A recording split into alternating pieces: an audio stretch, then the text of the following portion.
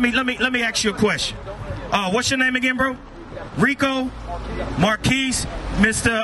Ed, and what's your name, brother? Twain. All right, now listen. Give me that in Mark real quick. Hey, because look, y'all brothers been sitting here listening, and it's sounding like we're bringing out solutions, right? No. Right? Would you say that, right? No. So now listen. Let me tell you something, and after that, give me that Job 32. Because here's the problem. What has any of his generation done? What did they do to us? Didn't they leave the homes? Leave the mothers single? Have they had any solutions for us? Have we been able to go to our aged men? So this is what's happening. They've bought into the system of Esau. They love this place. They love voting. They love everything. All he's been saying is we can do things on our own, with our own mind. How does that work for us? Read the Bible. The book of Mark, chapter 4, in verse 15. Come on. And these are they by the wayside, where the word is sown. So the word is being sown. Y'all are they by the wayside. We out here bringing out the truth to y'all, bringing the information that they not teaching. Read. But when they have heard, Satan cometh immediately. God said when you hear and you listening and he's got your attention, Satan comes immediately. Satan means deceiver. Deceiver. A deceiver comes immediately. Come on. And taketh away the word that was sown in their heart. So, the word that was sown in your heart, in your mind, meaning you're thinking, you're linking it, you're connecting the dots. The Bible's making sense. Here comes one of them, give me that in Job 32. Here comes a brother that looked like you, taking the word away. Everything we've said is positive. Everything we've said is work. And it's been proven scripturally, historically. This brother is saying, how do we know? That's a deceiver. That is a demon spirit. The aged man that is amongst us, if he's not ready to get under the banner of these commandments, because he asked earlier, how are we going to come together? Look, when we tried to come together in Oklahoma, we had money. We had our own setup. They got torn down. We come together evilly. We try to sell drugs. It gets torn down. We get educated. We try to move up. The system is against us. The only way the so-called black, Hispanic, and Native American man is going to rise is if you get under the banner of the Most High God's commandments. That is it. Anything else, you are going to fail. You might have money. You might have clothes. You might have what you call your own woman hoes. You don't call them princesses. You might have that, but you're not going to get nothing else. Now read this for Mr. Ed. The book of Job, chapter 32 and verse 9. Bring it out. Great men or older men, come on, are not always wise. Because if you had the way, you'd be teaching us. You'd be at home. We'd be able to come and say, Granddaddy, what should I do? Guess what? You ain't there. So it's us that's standing up for our people. And you come right now and disturb these brothers from learning and changing how they can live. Read.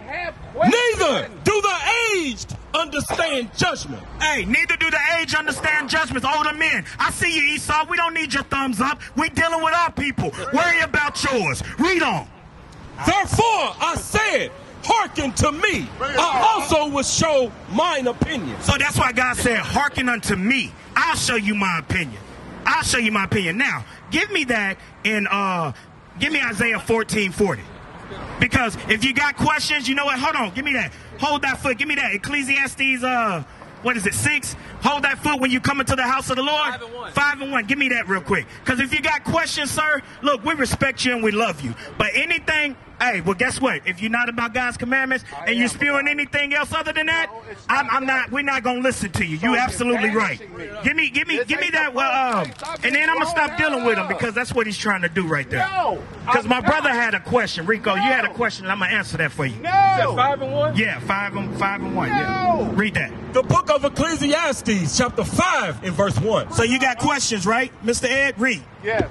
Keep thy foot when thou goest to the house of God, and be more ready to hear. Be more ready to what? To hear. To what? To hear. To what? To hear. You listen with your ears. So God said, be more ready to what? To hear. Come on. Than to give the sacrifice of fools. So you talking about the Bible, something you don't know, and it's obvious you don't know. So you should be what? Ready, more ready to what, sir? I should be ready to question. No, hey, there's more to it. Read on. Come on. For they consider not that they do evil. So you don't think you're doing evil, but that's what you're doing.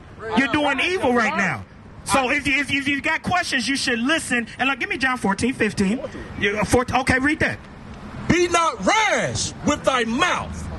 That's all you've been doing. That's all you've been doing the whole time you're here. We're trying to explain to you, and you want to talk like you know. And if you knew better, you'd be doing better. Let's go.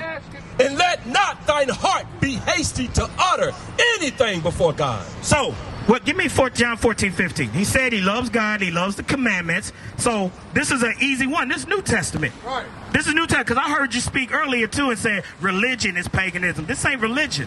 I didn't. This is okay. All praise. But look, this is the last scripture for you, and I'm gonna answer Rico's question. The book of John, chapter 14 and verse 15.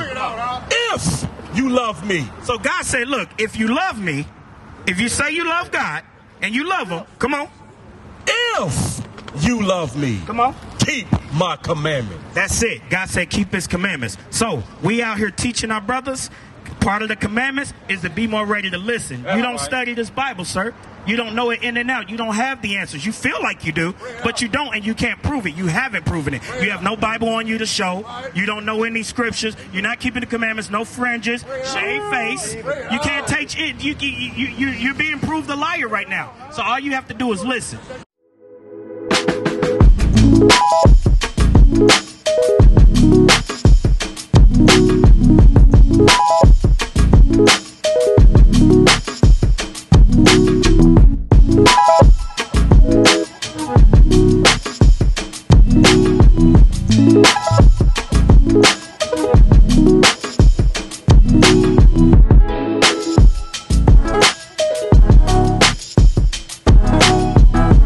Rico, you had a question, because your question was, what about the other people, right? All right, now this is Old Testament right here. Read. The book of Isaiah, chapter 40, in verse 15. Behold, the nations are as a drop of a bucket. So God said the nations are as a drop of a bucket. So now, so you can understand what he's saying. What do you think that means? Okay, but he said they're as a drop. Read it again so he could get it. Behold, the nations are as a drop of a bucket, and are counted as the small dust of the balance. So, what he's talking about, to put you in mind of what he's talking about with the drop of a bucket, he said, now counted as the dust of the balance. When you look at a balance beam, okay, they used to measure it with dust, right? So when you're putting that dust on the balance beam, you might spill some dust, right? So that's little particles, right? So now, before that, he said they are as a drop unto a bucket. Meaning if you got a cup of water or a bucket of water and it's filled to the top and you spill a little bit. Right. Do you care about that you spilled? Right. You say you feel like God definitely would, though. But that's the thing. You feel like he will. Why? Christianity. Right. Because of what you've been taught. Catholicism. Right. For America saying, hey, we're all people.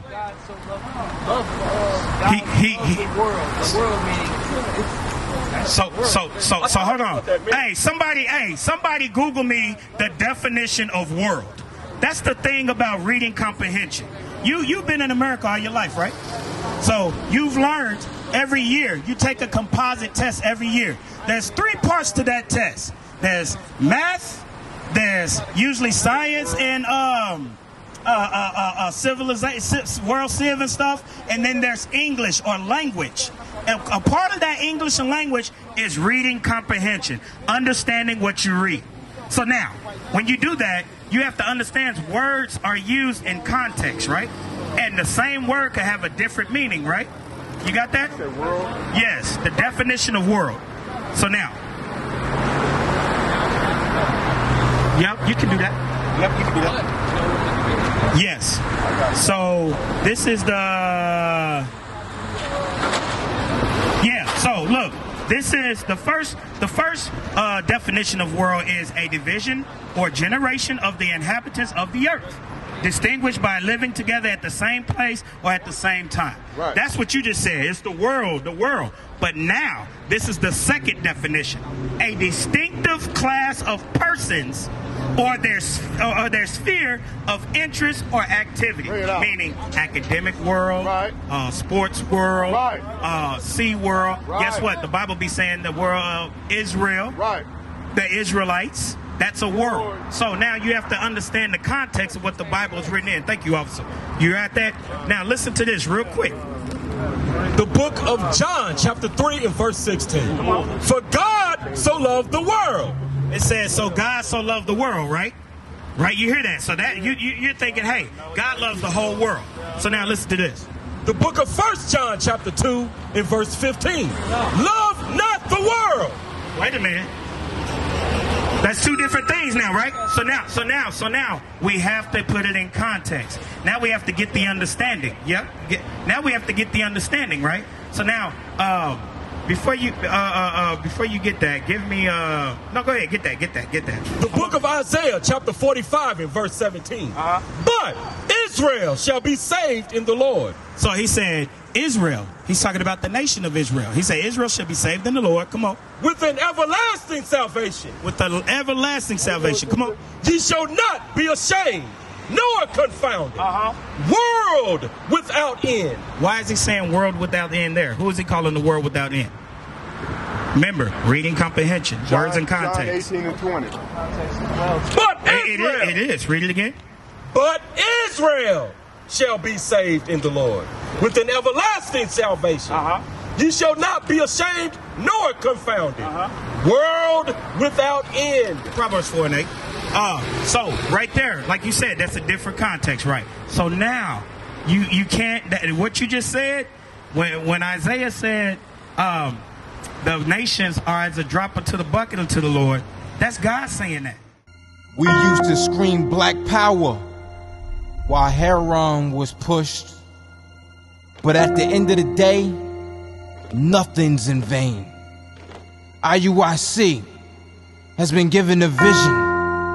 The tents of Judah has risen. Many has attempted the mission. Minor murmuring, omitting, and missing the mark.